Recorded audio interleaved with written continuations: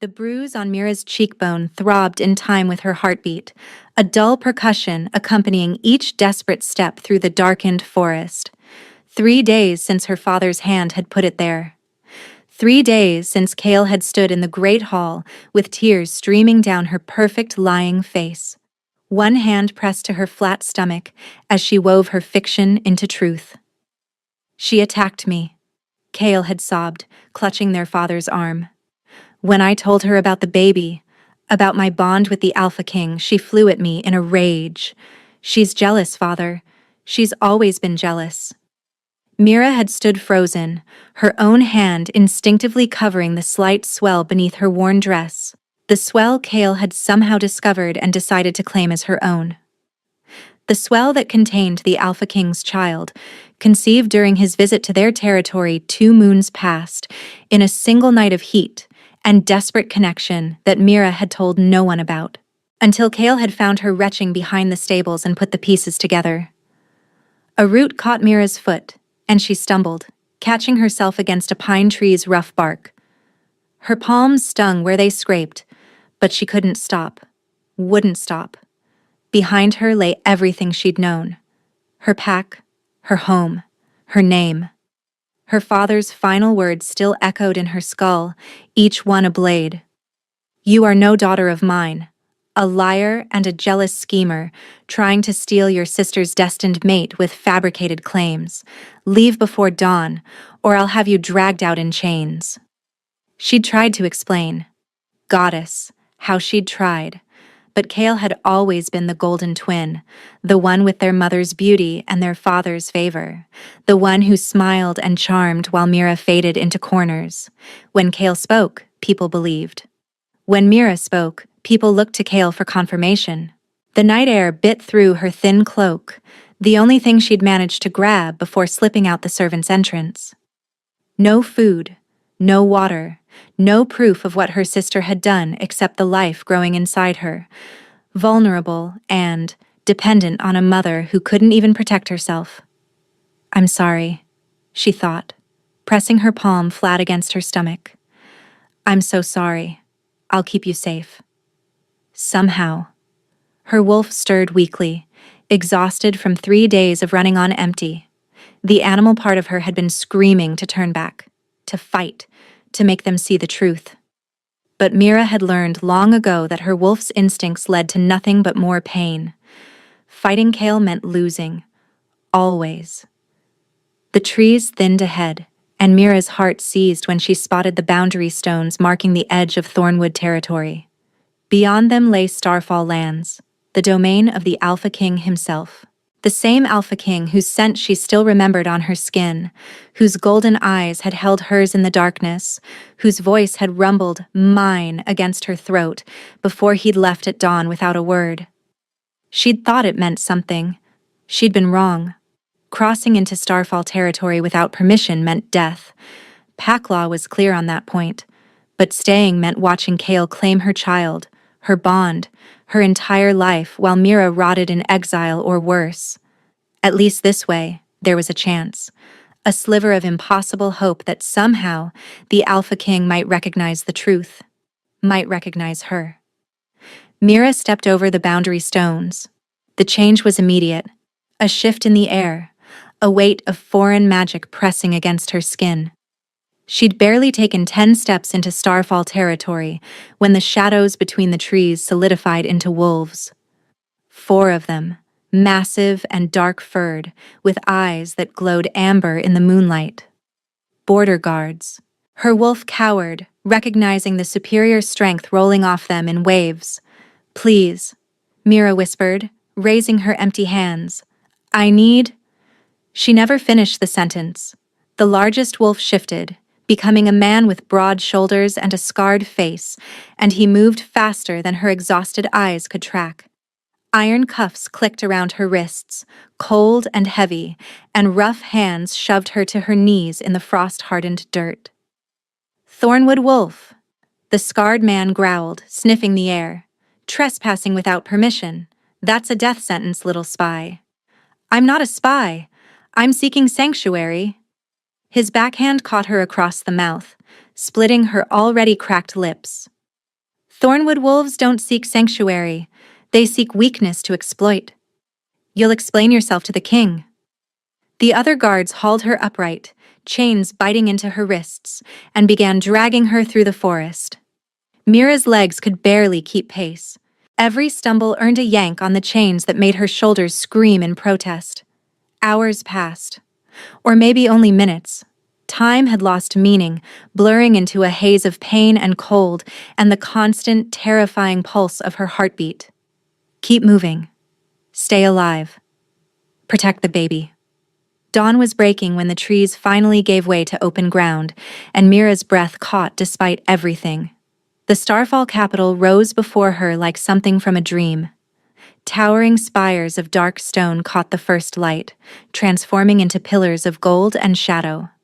Wolves moved through the streets below, hundreds of them, thousands, a pack larger than anything she'd imagined possible. And at the center of it all stood the palace, massive and ancient, its walls carved with images of wolves and moons that seemed to shift when she blinked. Somewhere inside those walls sat the Alpha King, the father of her child. The man who'd left without a word and probably wouldn't even remember her face. He has to remember. He has to. But the hope tasted like ashes on her tongue. Why would a king remember one forgettable night with one forgettable woman? Why would he believe her over Kale when no one else ever had? The guards dragged her through gates that groaned open at their approach, past courtiers who stared and whispered, through halls that smelled of cedar and power and something else. Something that made her wolf lift its head despite everything, a low whine building in its chest. Pine and winter frost and home. Mira's stomach dropped. She knew that scent, had buried her face against the source of it while he'd moved inside her, had breathed it in until it felt branded on her soul. The throne room doors swung open, and the guards shoved her through.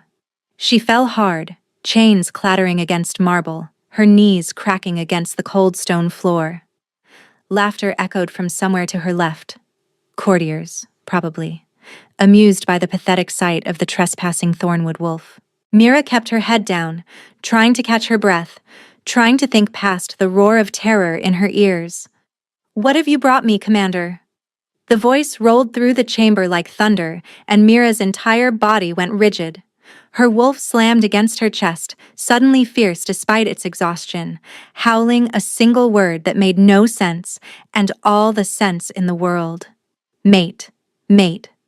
Heat flooded her veins so intense her vision blurred, her skin prickled with awareness, every nerve ending suddenly alive, and she couldn't breathe, couldn't think, couldn't do anything but feel the overwhelming pull toward the source of that voice. Heavy footsteps descended from somewhere above her. The scent of pine and frost grew stronger, wrapping around her like an embrace, and Mira's wolf keened with desperate recognition. "Look at me." The command resonated in her bones. Her head lifted before she could stop it, her eyes rising to meet the gaze of the Alpha King. Lachlan Starfall was exactly as she remembered. Tall and broad, with dark hair that fell past his shoulders and a face carved from granite and shadow. But his eyes, which had been warm gold in her memory, were currently flat and cold. The eyes of a king assessing a threat. Then their gazes locked. Gold blazed through his irises so suddenly that Mira gasped. His nostrils flared, chest expanding as he drew in a sharp breath, and a low growl rumbled from deep in his chest, a sound she felt in her marrow. He stopped mid-stride, his entire body going rigid. The cold king's mask cracked, revealing something raw and shocked underneath. "Impossible," he breathed, but the bond pulsed between them, undeniable, and Mira's heart shattered and reformed in the space of a single heartbeat as she understood what this meant. Her sister had claimed this man. Her sister was coming to take him. And the mate bond had just made that theft impossible to ignore. The throne room had gone deathly silent. Mira knelt frozen on the cold marble, her wrists still bound in iron, her body trembling from exhaustion and something far more overwhelming. The mate bond thrummed through her like a second heartbeat, each pulse sending waves of warmth cascading through her frozen limbs. Her wolf pressed against her skin so hard it almost hurt, desperate to get closer to the man standing 3 feet away. Lachlan hadn't moved. His chest rose and fell with rapid breaths, his hands clenched at his sides, and those golden eyes, blazing now, no trace of cold calculation left, remained locked on hers with an intensity that made her stomach clench. "Impossible," he said again, but this time the word cracked in the middle. A murmur rippled through the watching courtiers. Mira caught fragments. Trespasser, Thornwood spy, what's happening? But she couldn't look away from him long enough to care. The bond wouldn't let her. Every instinct she possessed had narrowed to a single, overwhelming focus. Him. "Your Majesty?" The scarred commander stepped forward, his hand dropping to his sword. "Should I take the prisoner to the dungeons?" She crossed without permission, and Thornwood wolves are not to be. Silence. The single word carried enough alpha command to make the commander stumble back. Several courtiers dropped to their knees reflexively, whimpering. Mira felt the power wash over her too, but instead of the crushing weight she expected, it wrapped around her like a shield, like protection.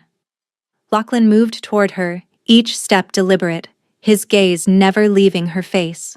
The closer he came, the stronger the bond surged, heat pooling low in her belly, her skin prickling with awareness, her wolf howling its recognition so loudly she could barely think past the noise. He stopped directly in front of her, close enough that his boots nearly touched her knees, close enough that his scent enveloped her completely. Pine and winter frost and something darker underneath. Something wild. Close enough that she had to crane her neck to keep meeting his eyes. Those eyes that had held hers in darkness 2 moons ago. Those eyes that had looked at her like she mattered, just for one night, before he'd vanished with the dawn. "You," he breathed. "I searched for you." The words hit her like a physical blow. Her breath caught. Her heart stuttered, and the careful walls she'd built around that single night of memory began to fracture. "I went back to Thornwood territory." His voice had dropped low, rough, meant only for her ears despite the watching crowd. 3 times. They told me no one matching your description existed. They told me I must have dreamed you." A laugh that sounded more like a sob escaped Mira's cracked lips. Of course they had. Of course Cale had made sure of that. "My sister," she whispered. "She—" Later. He cut her off, but gently, his eyes softening in a way that made her chest ache. "Everything later. First." He turned to the commander, and his voice hardened to steel. "Remove these chains. Now." The commander's face paled. "Your Majesty, she's a trespasser. Protocol demands." "I said now." The alpha command that rolled through those words made the entire room shudder. The commander dropped to his knees, fumbling for his keys with shaking hands, and Mira felt the iron cuffs fall away from her wrists a moment later. The relief was so intense that she swayed, her arms dropping limply to her sides. Lachlan crouched before her, bringing himself to her level, and the simple act of a king lowering himself to meet a prisoner's eyes nearly broke her entirely. He raised one hand slowly, telegraphing every movement, and his fingers hovered just above her bruised cheekbone. "Who did this to you?" The danger in his voice made her wolf shiver with something that wasn't fear. "My father," she heard herself say. 3 days ago, when he cast me out. Gold burned brighter in his irises, a muscle ticked in his jaw, but his fingers, when they finally brushed her skin with impossible gentleness, were steady and warm. "You're exhausted," he said quietly. "Starving. You've been running for 3 days, haven't you? Running to me?" She wanted to deny it, wanted to protect whatever scraps of pride she had left. But the bond hummed between them, and she found she couldn't lie to him, couldn't do anything but nod. Something shifted in his expression. The dangerous predator receded slightly, replaced by something softer, something that made her think of shelter and safety and the home she'd lost. "Can you stand?" Mira tried. She planted her palms on the cold marble and pushed, her legs trembling beneath her. But 3 days of running on empty had taken their toll. Her muscles gave out before she'd risen more than a few inches, and she would have collapsed entirely if strong arms hadn't caught her. Lachlan lifted her as easily as breathing, one arm beneath her knees and the other supporting her back. She tensed instinctively, waiting for the trap, the cruelty, the trick. But he simply held her against his chest, her head tucked beneath his chin, and turned toward the throne room doors. "Your Majesty." A thin man in advisor's robes stepped forward, his face pinched with disapproval. "You cannot simply carry a Thornwood spy to the royal quarters. Protocol demands interrogation, verification of identity, assessment of threat level." "Lord Vareth."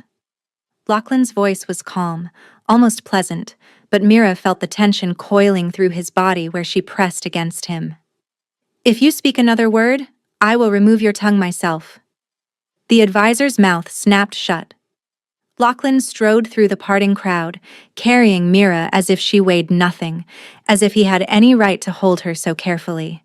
Her wolf had gone quiet at last, settling into a strange contentment that frightened her almost as much as the bond itself. "Don't trust this," she told herself. "Don't trust him. He left you once. He'll leave you again." But her head was already drooping against his shoulder, her eyes growing heavy, and the steady rhythm of his heartbeat beneath her ear was the most soothing sound she'd heard in 3 endless days. The walk through the palace passed in a blur of carved stone and curious stares. Mira caught glimpses of servants pressing against walls, of guards snapping to attention, of doorways leading to rooms grander than her father's entire house. But exhaustion was pulling her under, and she couldn't hold on to any single image long enough to make sense of it. She must have drifted, because the next thing she knew, Lachlan was lowering her onto something impossibly soft. A bed? She realized dimly, piled with furs and pillows that smelled clean and fresh, and nothing like the cold forest floor she'd grown accustomed to. "Rest," he said, and his voice seemed to come from very far away. "You're safe here. I swear it on my blood and my bond." Mira forced her eyes open, fighting through the fog of exhaustion. He was standing at the bedside, looking down at her with an expression she couldn't read. "Why?" The words scraped past her raw throat. "You don't even remember my name." Pain flickered across his features. "Mira," he said softly. "Your name is Mira. You told me while the moon rose, and I carved it into my memory so deep I'll carry it to my grave." Her breath hitched. The tears she'd been holding back for 3 days finally spilled over, tracing hot paths down her grimy cheeks. "Sleep," he murmured. "We'll talk when you wake. No one will harm you here." He turned toward the door, then paused, looking back at her. "I won't enter this room again without your permission. The guards outside face outward. They're protecting you, not imprisoning you. If you need anything at all, you need only ask." Then he was gone, the door clicking softly shut behind him, and Mira was alone with the impossible reality of what had just happened. The Alpha King had recognized her, had carried her through his palace like she mattered, had sworn on his bond to keep her safe, and somewhere out there, her sister was planning to come take it all away. Mira buried her face in the pillow and wept until the darkness finally claimed her. She woke to shouting. The voices filtered through the heavy door, muffled but unmistakably hostile. Mira sat up in the massive bed, disoriented by unfamiliar surroundings and the lingering fog of deep sleep. Weak afternoon light slanted through tall windows, telling her she'd been unconscious for hours. "Cannot allow this insult to stand." A sharp voice, nasal and imperious. "Lord Vareth," she thought. The thin advisor from the throne room. "Lower your voice." Lachlan's response was quiet, controlled, but something dangerous lurked beneath the calm surface. "She is sleeping, and she needs rest." "Rest? Rest?" Footsteps paced beyond the door. "Your Majesty, you brought a Thornwood spy into the palace, into the royal wing itself. Her pack is our rival, her father a schemer who's been building alliances against us for years. This creature could be an assassin, A honey trap. A. Be very careful, Lord Vareth, about the next words you choose. The temperature in the hallway seemed to drop. Even through the heavy wooden door, Mira felt the weight of Lachlan's alpha presence pressing outward. She carries my child. Silence. Complete, ringing silence. Your Majesty? My scent is on her. My air grows within her. And you? Lachlan's voice had gone soft in a way that made Mira's skin prickle with alarm. Have been standing outside her door for 10 minutes, calling her creature and spy loudly enough to wake the dead. I couldn't have known. Now you know. The footsteps resumed, but they were Lachlan's this time, moving closer to the door. Spread the word to the council. This woman is under my protection. Any who threaten her threaten my heir and will answer to me personally. Any who disrespect her disrespect their future Luna. Is that perfectly clear? Yes, Your Majesty. The advisor's voice had shrunk to a whisper. Perfectly clear. Good. Now leave, before I forget how valuable your administrative skills are, and remember how satisfying it would be to throw you from the North Tower. Rapid footsteps retreated down the hallway. Mira sat frozen in the bed, her heart pounding, her hand pressed flat against the slight swell of her stomach. He'd known. The moment he'd scented her, he'd known about the baby. And instead of rage, instead of accusations or demands for proof, he'd defended her. Publicly. Fiercely. A soft knock came at the door. Mira? Lachlan's voice, stripped of its earlier danger, holding only careful concern. I know you're awake. Your heartbeat changed. May I enter, or would you prefer I stay outside? Her throat tightened. When had anyone ever asked what she preferred? You can come in? The door opened, and he stepped through. Still in the same clothes from earlier, she noticed, as if he hadn't taken time to change. As if he'd been standing guard outside her room for hours. His eyes swept over her, cataloging, assessing. Whatever he saw seemed to satisfy him, because some of the tension in his shoulders eased. How do you feel? Better. She pushed herself higher against the pillows, suddenly aware of how filthy she still was, how wild her hair must look, how little she resembled anyone's idea of a Luna. I heard what you said. To the advisor. A muscle in his jaw tightened. He won't bother you again. You didn't have to do that. Yes.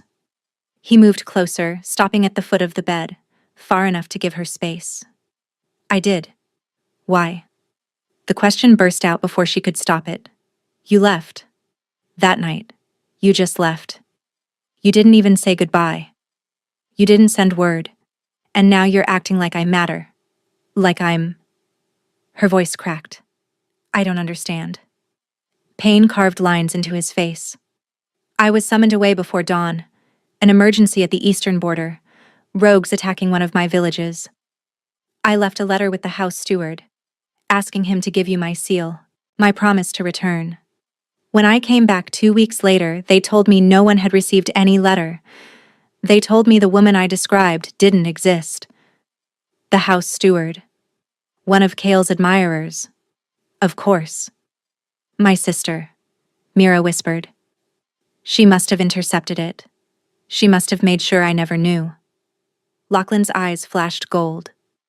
Your sister has much to answer for. He moved around the side of the bed, still maintaining distance, and lowered himself into a chair by the window.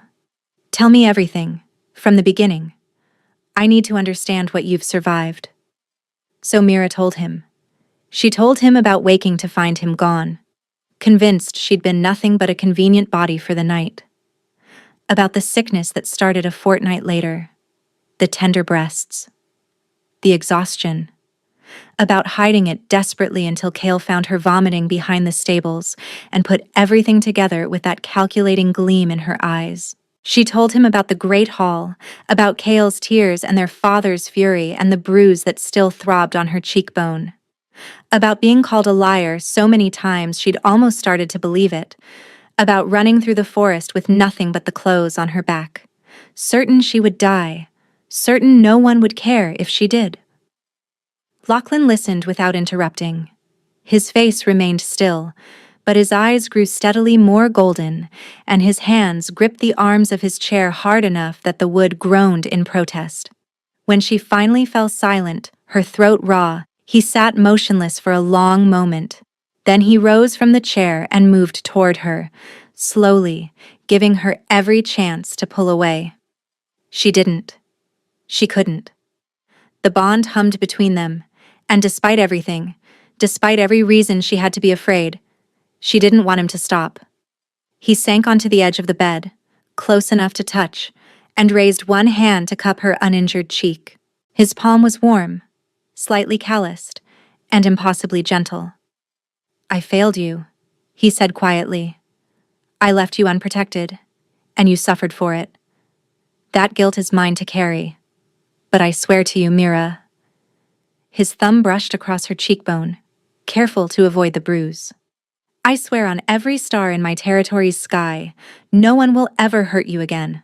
Not your sister, not your father, not anyone in this world or the next." Her breath caught. Her eyes burned with fresh tears.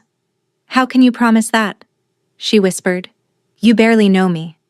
"I know enough." His gaze held hers, steady and certain. "I know you survived 3 days alone in the wilderness to protect our child. I know you faced execution to seek sanctuary instead of surrendering to your sister's lies. I know my wolf has been howling your name since the moment I left you, and I know—" His voice roughened. "I know the bond doesn't lie. You are my mate, Mira. Whatever else happens, that truth is carved into my very soul." The wall she hadn't known she'd built began to crumble. Her hand lifted, almost without her permission, and came to rest against his chest. Beneath her palm, his heart beat strong and steady, the same rhythm that had lulled her to sleep in the throne room, the same rhythm that echoed in her bones. "I'm scared," she admitted. "I've never been able to trust anyone. Every time I have, they've betrayed me." "I know." He covered her hand with his own. "And I know I can't prove myself with words alone, but I'll earn your trust, Mira. Every day, in every way I can. Starting now." He pulled back slightly, putting space between them again. "Tell me what you need. Food, rest, a bath, fresh clothes, healers, anything. It's yours." She stared at him, this powerful alpha king who was looking at her like she was something precious, something worth protecting. "A bath," she heard herself say, and you'll stay nearby? Not in the room, just—" She swallowed, embarrassed by her own need. "Close enough that I know you're there?" Understanding softened his features. "I'll be right outside the door, as long as you want me there." It wasn't trust, not yet. But as Mira watched him rise and call for servants, watched him order a bath drawn and food prepared and fresh clothes found, all without ever raising his voice or losing that careful gentleness, it was the beginning of something that felt terrifyingly like hope. The bath was everything Mira hadn't allowed herself to want during 3 days of running. Steam rose from water that smelled of lavender and something sweeter. Moonflower, perhaps. The same blooms that grew wild along the borders of Starfall territory. She sank into the copper tub until the heat seeped into muscles she hadn't realized were knotted with tension, and for one blissful moment, she let herself simply exist. True to his word, Lachlan remained outside the door. She could feel him there, not through sight or sound, but through that strange new awareness the bond had woken in her. A warm pressure at the edge of her consciousness, steady as a heartbeat. It should have been unsettling. Instead, she found herself leaning into it, letting his presence anchor her as she scrubbed away the grime of her flight. The servants who'd drawn the bath had left fresh clothes folded on a chair. A simple gown of deep blue wool, soft as clouds against her fingertips. Clean undergarments. Slippers lined with fur. More kindness than she'd received in months, offered without expectation or price. When she finally emerged, pink-skinned and dressed in clothes that didn't smell of forest and fear, Lachlan straightened from where he'd been leaning against the corridor wall. His gaze swept over her once. Quick, assessing, lingering for just a moment on the curve of her stomach beneath the wool. Better? He asked. Much. She hesitated, then added quietly, Thank you. He nodded, something warm flickering in his golden eyes. Food has been brought to the sitting room. You should eat. The healer will want to examine you after, to ensure the journey hasn't harmed the child. The child. Their child. Mira's hand drifted to her stomach without conscious thought, protective instinct surging. Is that necessary? I feel fine. It's precaution, not distrust. His voice gentled. I won't force anything on you, Mira, but please, let me ensure you're both healthy. For my own peace of mind, if nothing else. She couldn't argue with that. Not when worry threaded through his voice like dark ribbon, not when she could feel echoes of his concern pulsing through the bond. So she nodded and let him lead her to a room where a fire crackled and food waited on silver trays. They ate in companionable quiet. Mira discovered she was ravenous, truly desperately hungry in a way she hadn't let herself acknowledge, while survival consumed every thought. She worked through bread and cheese and sliced meat, then fruit drizzled with honey, then a bowl of rich soup that tasted like someone's grandmother's recipe. Lachlan watched her eat with visible satisfaction, as if her appetite pleased him on some primal level. The healer's name is Senna, he said eventually. She's been with my pack for 40 years. She delivered me, actually. Mira paused mid-bite. She must be quite old. Ancient. A smile ghosted across his stern features. And absolutely terrifying. My warriors would rather face a rogue army than her disapproval. But she's gentle with those who need gentleness. Before Mira could respond, a knock sounded at the door. Lachlan's head turned, nostrils flaring, and something in his expression shifted. Surprise, followed swiftly by a hardness that made her stomach clench. Enter, he said, his voice losing all its earlier warmth.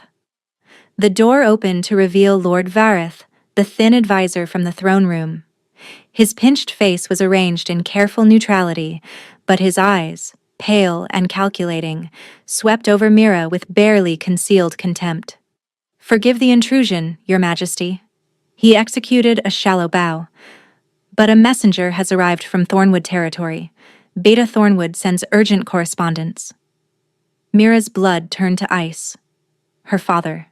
Sending messages already. Lachlan's jaw tightened. Bring it.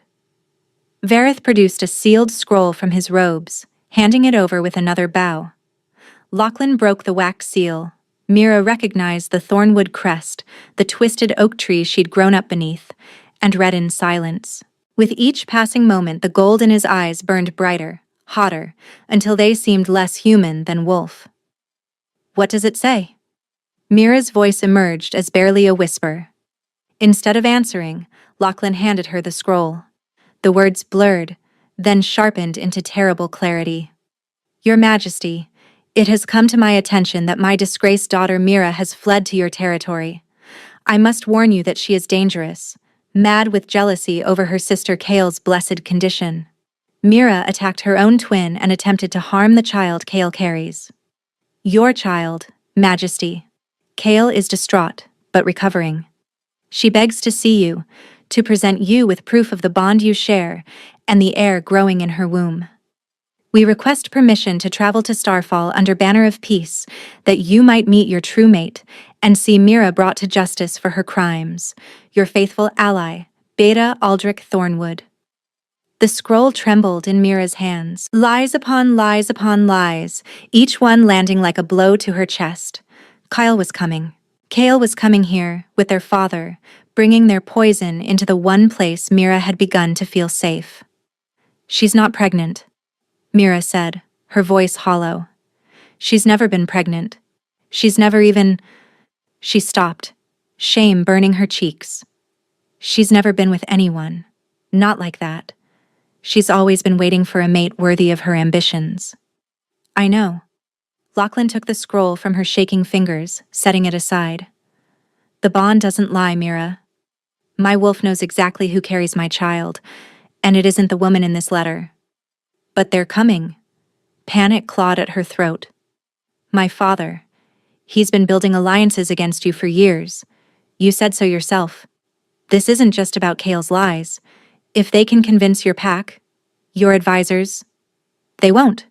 You don't understand. She was on her feet now, pacing, the food in her stomach threatening to rebel. Kale is convincing. She's always been convincing. She cries at exactly the right moment, says exactly the right words. She made our entire pack believe I attacked her, that I made up my pregnancy to steal something that was never mine. Our father hit me. Her voice cracked.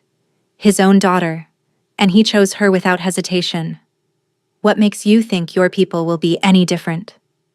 Lachlan rose, moving into her path. She collided with his chest before she could stop herself, and his hands came up to grip her shoulders, firm but not painful, anchoring her in place. Because I will stand before my entire kingdom and declare the truth, he said, each word a vow.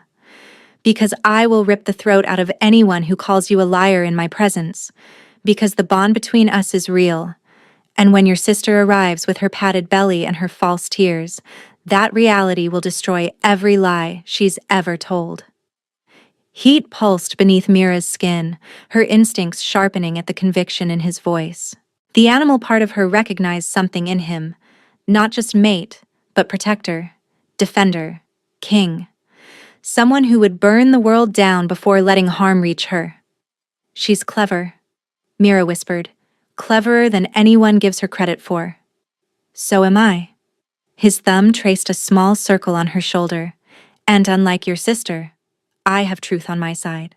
The healer arrived an hour later, a small, wizened woman with silver hair braided down her back and eyes that seemed to see straight through to Mira's soul.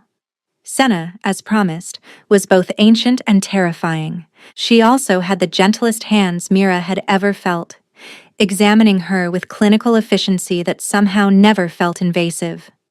Healthy, the healer pronounced finally, pressing cool fingers to Mira's stomach. The child grows well despite the mother's ordeal. Remarkable constitution.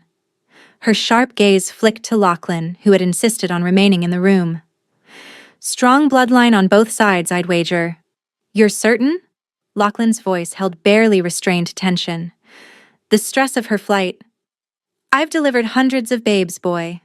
Don't presume to question my expertise. Senna straightened, her joints popping audibly. She needs rest, proper meals, and considerably less worry than she's currently carrying.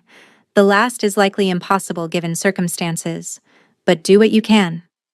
After the healer departed, leaving behind a sachet of herbs for tea and strict instructions for nutrition, Mira found herself alone with Lachlan in the fire-lit sitting room. The intimacy of the moment pressed against her. This man who was her mate by bond, but still a stranger in so many ways, who had sworn to protect her, but whom she didn't yet know how to trust. May I ask you something? She said quietly. He settled into the chair across from her. Anything. That night, 2 moons ago. She twisted her fingers together in her lap. Why did you leave before dawn? You said mine, and then you were just gone. I woke up alone, and I thought. She swallowed. I thought I had imagined it all, that the bond was just heat fever, and you felt nothing. Silence stretched between them. When she finally gathered the courage to look at him, his expression had cracked open, raw and full of old pain. There was an attack, he said. Rogues at the eastern border. A village burning, families dying. My commanders reached me just before dawn with the news. He leaned forward, elbows on his knees. I left a letter. With your house steward, a young man, eager to please. He had my seal, my written word, my promise to return within the fortnight. Kale. The name tasted like ash. She must have intercepted it. I came back. His voice roughened. 2 weeks later, as soon as the rogues were dealt with. I searched your territory 3 times, asked for you by name, described your face, begged anyone who would listen to tell me where you'd gone, and each time, I was told no one matching that description existed. Mira's chest ached. My father kept me confined after Cale's announcement, said I was too unstable to be seen, I thought. Tears burned her eyes. I thought you had abandoned me, used me, and left me like I was nothing. Never. He rose from his chair and crossed to her, dropping to his knees before her seat. The position put him below her, made him smaller, less threatening, a mirror of his earlier gesture in the throne room. I have made mistakes, Mira. I should have woken you before I left. I should have trusted no one but you with my message. But I never stopped wanting you. My wolf has been howling your name every night for 2 moons, and I...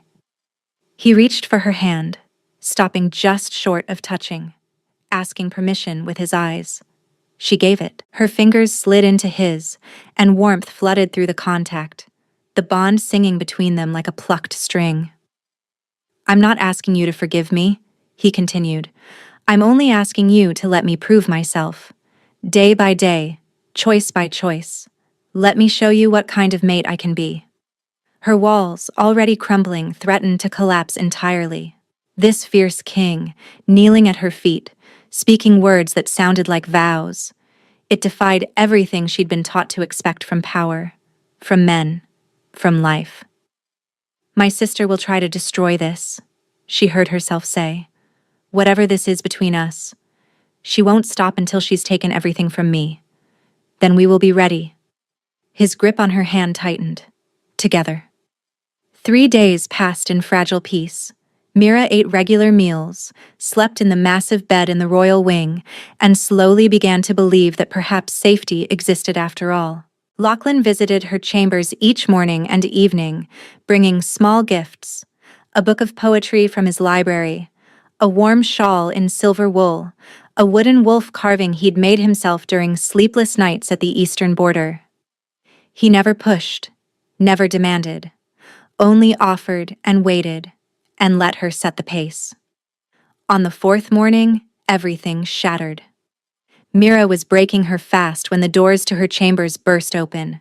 Guards flooded in, not the ones who usually stood watch, but strangers in unfamiliar colors, their faces hard with accusation. Mira Thornwood. The lead guard's voice echoed through the room. By order of the High Council, you are under arrest for conspiracy against the crown and attempted murder of Lady Cale Thornwood. Her cup slipped from nerveless fingers, shattering against the stone floor. No. The word came out thin, breathless. No, this isn't... The king. The king is currently meeting with your father and sister. The guard's smile held no warmth. They arrived at dawn with evidence of your crimes. Lord Vareth has convinced the council to act in His Majesty's absence. Evidence. What evidence could Cale possibly... But Mira knew. She'd always known. Cale didn't need real evidence. She only needed the right lies told to the right people. The guard seized her arms, dragging her from the chair. Her hand flew to her stomach. Protect the baby? Protect the baby. And one of them laughed. Don't worry, he sneered. Lord Vareth has ordered the healer to examine your supposed pregnancy. We'll see soon enough whether the king's bastard is real or another of your inventions. Horror flooded through her, cold and paralyzing. They were going to hurt her baby. And Lachlan didn't even know. Help, she screamed through the bond, praying desperately that it worked. Lachlan, help me, please. The guards dragged her toward the door, and Mira realized with sickening clarity that hope, like everything else in her life, had just become a trap. The guards had barely dragged her 3 steps when the bond between Mira and Lachlan erupted with searing heat. Not her desperate cry for help echoing outward, but something crashing back. Rage so profound it stole her breath, protective fury that burned through every nerve like wildfire consuming dry brush. Then the doors exploded inward, Splinters of oak scattered across the marble floor as Lachlan burst through, his eyes blazing pure molten gold, his wolf so close to the surface that his features seemed to shift between human and beast. Behind him came guards in starfall colors, swords drawn, faces grim with readiness. "Release her." His voice carried the weight of mountains, of ancient power, of an alpha king whose mate had been threatened. The words weren't loud, but they resonated through bone and blood, compelling obedience through sheer dominance. The guards holding Mira froze. Their grips loosened involuntarily, bodies responding to the command of a superior predator, even as their minds scrambled to resist. "Your Majesty." Lord Vareth stepped forward from behind the arresting guards, his thin face arranged in an expression of false concern. "We acted only to protect you. The evidence presented by Beta Thornwood and Lady Kale clearly demonstrates." I said. Lachlan closed the distance between them in 3 strides, and Vareth stumbled backward, his careful composure cracking. "Release her." The guard's hands fell away from Mira's arms. She swayed, catching herself against the wall, her heart pounding so hard she could feel it in her throat. "Lachlan." The voice came from the doorway, sweet as honey and sharp as poison. "Surely you can see what she's done to you, the bond you think you feel. It's a spell. Dark magic. Our pack's healers confirmed it." Kyle stood framed in the ruined doorway, one hand pressed delicately to her swollen belly, the false pregnancy so convincingly rendered that even knowing it was padding, Mira's stomach turned. Behind her loomed their father, Beta Aldrich Thornwood, his face carved from the same cold stone as always. "There is no spell." Lachlan turned slowly to face them, positioning his body between Mira and her sister. "There is only truth, which you have twisted beyond recognition. She's poisoned your mind." Kale's eyes, so like Mira's own, down to the exact shade of gray, filled with practiced tears. "The night you came to our territory, you came to me. We shared something beautiful. And now my own sister has stolen everything, used dark arts to make you believe. Enough." The single word cracked through the chamber like a whip. Lachlan's hands had curled into fists at his sides, the tendons standing out against his skin. "I know who I held that night. I know whose name I spoke in the darkness.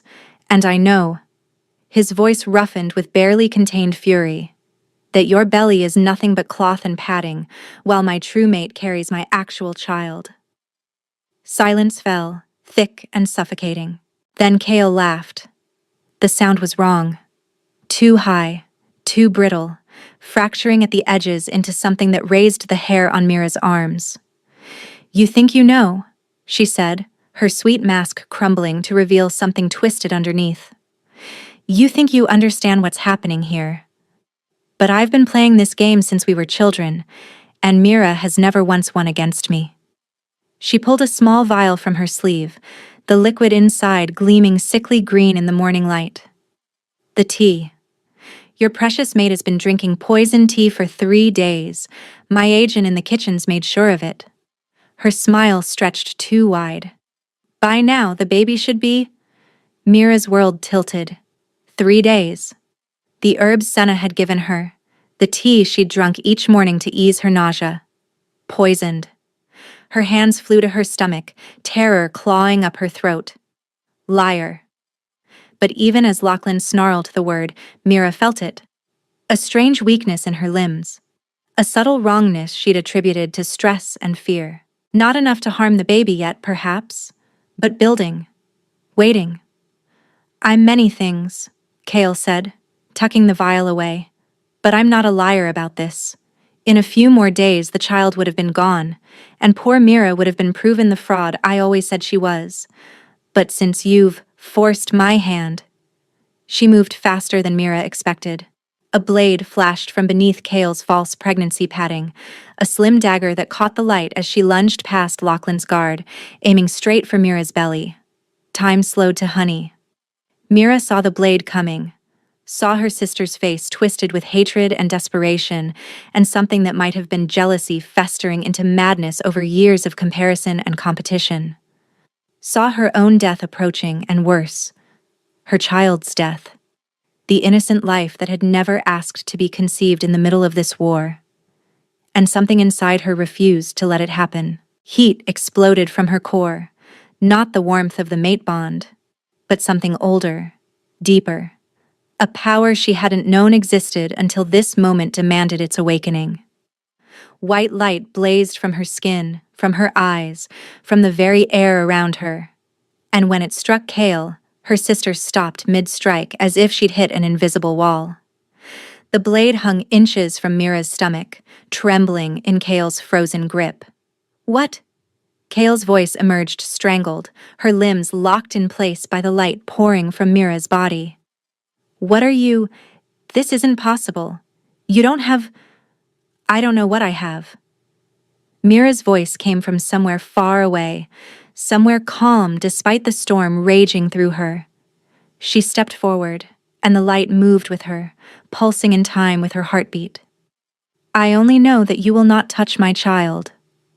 The padding beneath Kale's gown began to glow, then to smolder. She screamed as the false pregnancy burned away, leaving only flat belly and fallen cloth, the truth literally laid bare before the entire gathered court. "No!" Kyle thrashed against the invisible bonds holding her, her face contorting with fury and fear. "No, this was supposed to work. Father promised. He said the poison would. The alliance would." "You confessed to poisoning my mate?" Lachlan's voice cut through her babbling like a blade through silk. He hadn't moved, but his presence seemed to fill the entire chamber, vast and terrible as the wrath of kings. "You confessed to attempted murder of my heir?"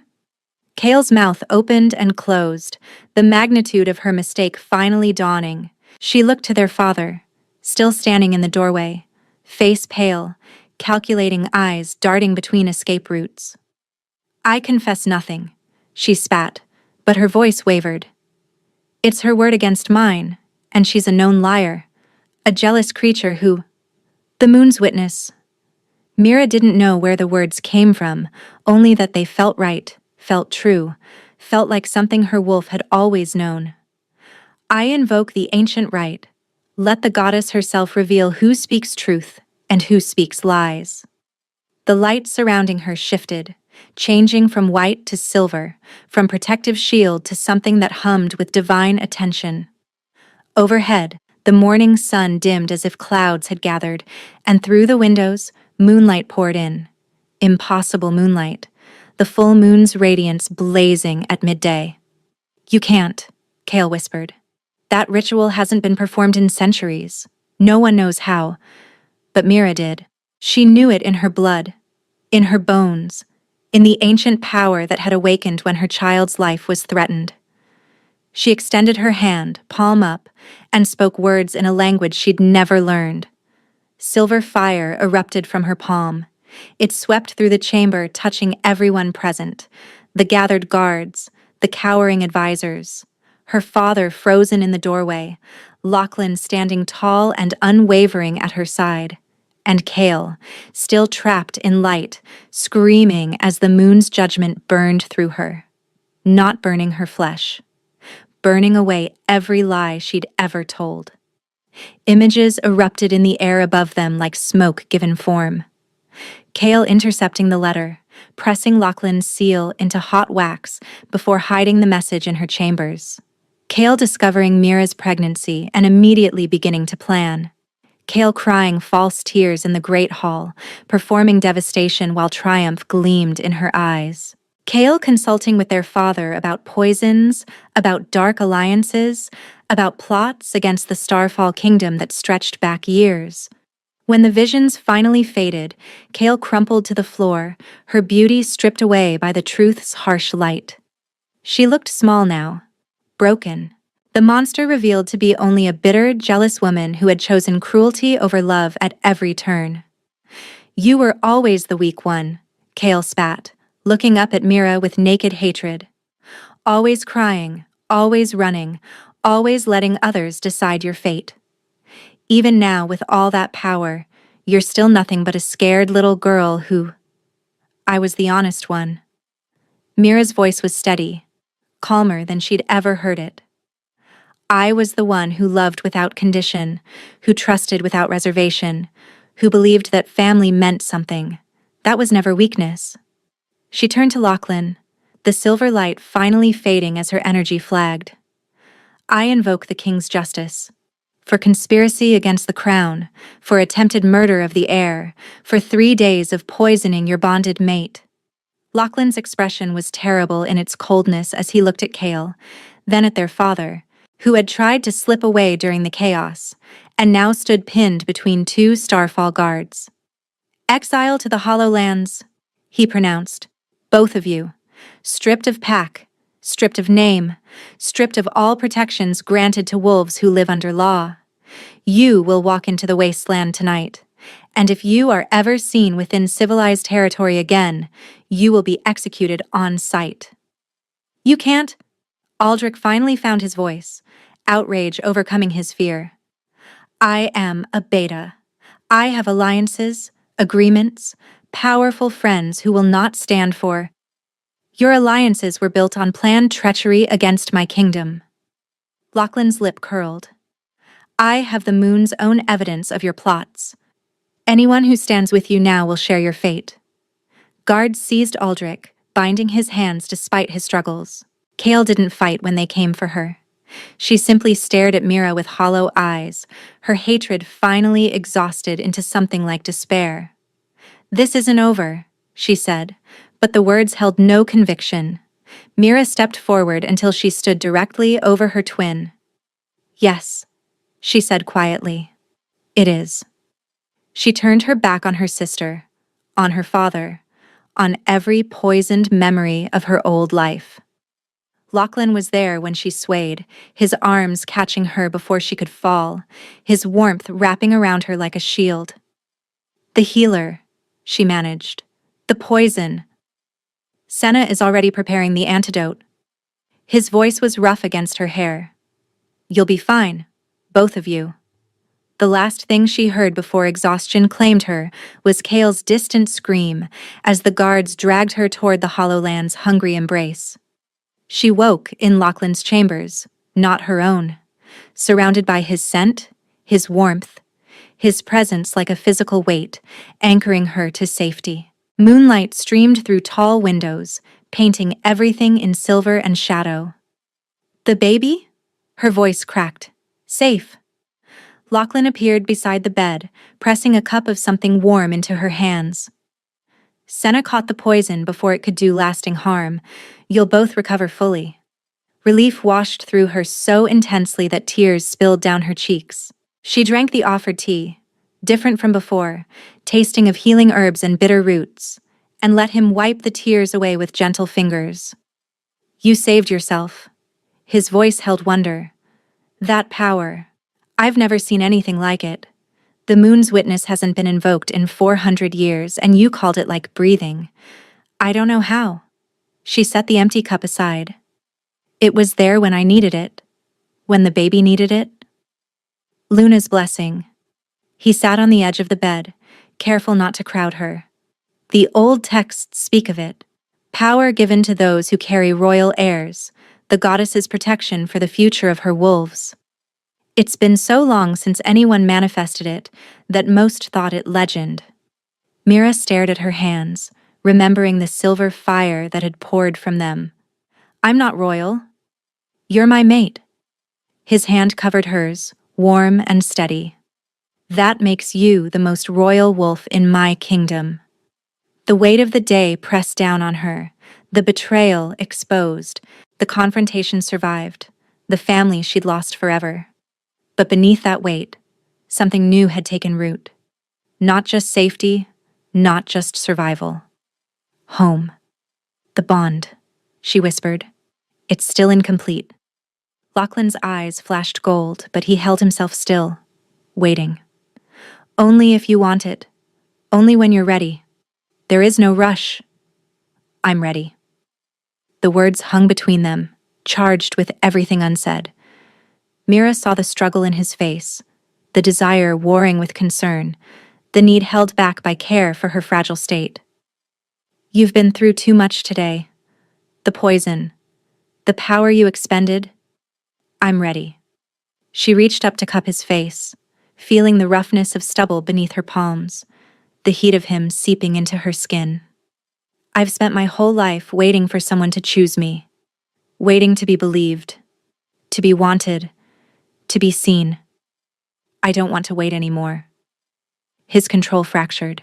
He kissed her with desperate reverence, one hand sliding into her hair while the other pressed against her lower back, drawing her closer.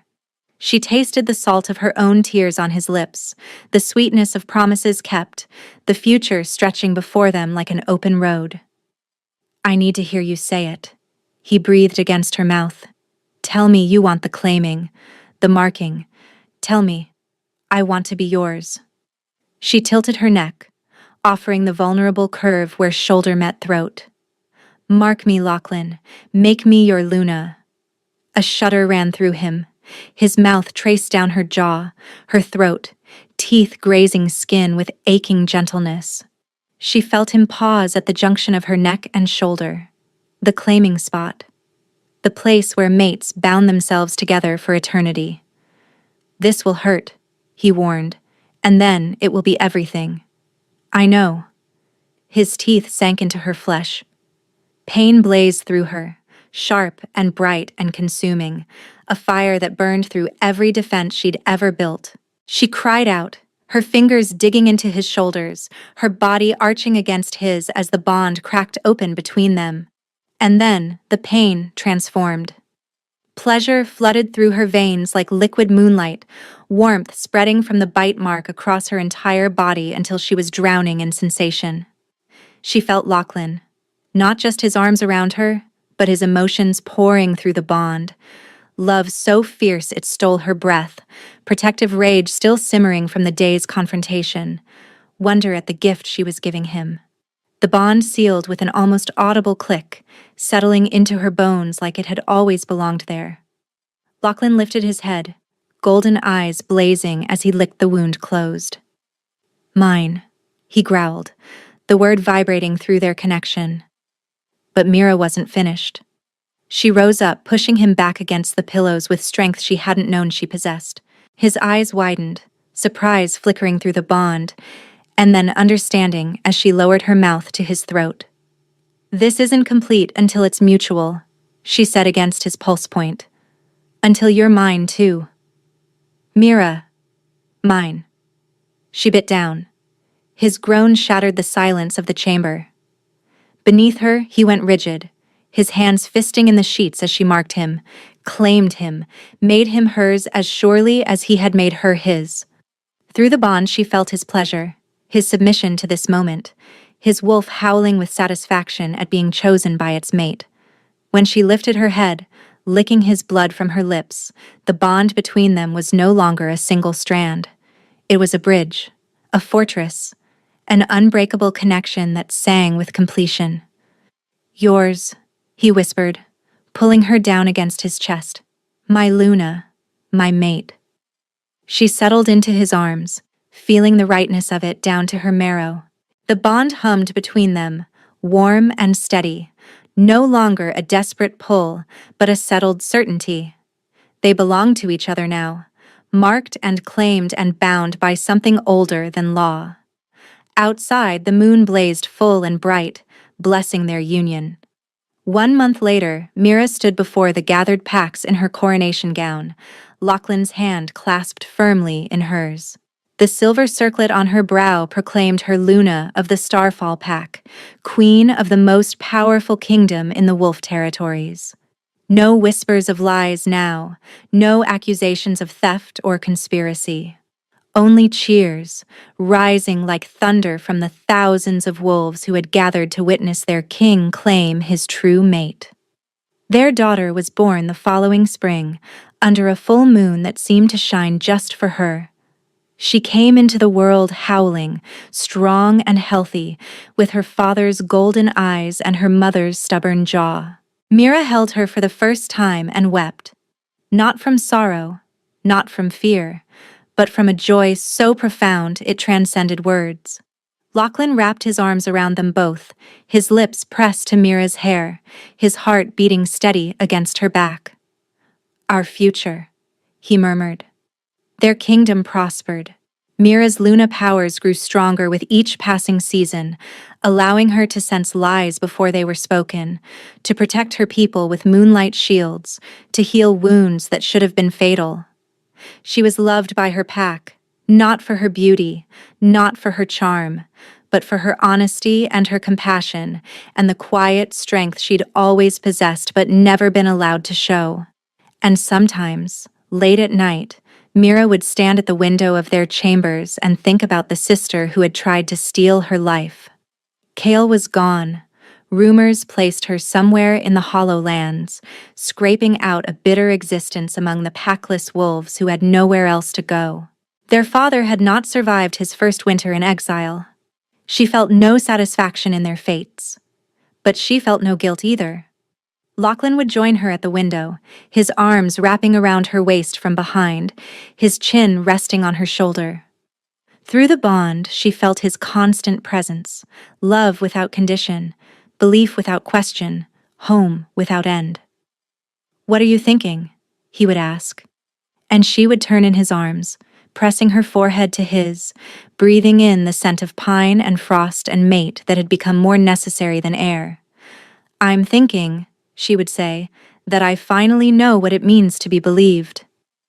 His smile was her answer, his kiss her confirmation. They had found each other through lies and loss and desperate hope. And now, marked and mated and bound for eternity, they had found something even more precious. They had found home.